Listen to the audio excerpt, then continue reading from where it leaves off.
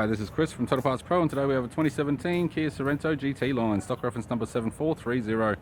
The shape runs from the third month 2015 through to the second month 2020. It has a D4 HP, 2.2 litre 4-cylinder turbo diesel engine backed by an automatic all-wheel drive transmission. D4 HP, 2.2 litre 4-cylinder turbo diesel engine. We have the right-hand headlight, right-hand fog light, radiator grille, left-hand fog light,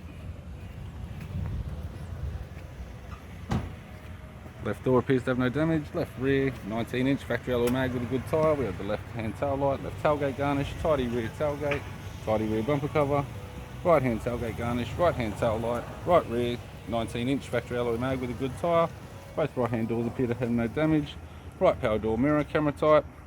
Right guard appears to have no damage, and the right front 19-inch factory alloy mag with a good tyre.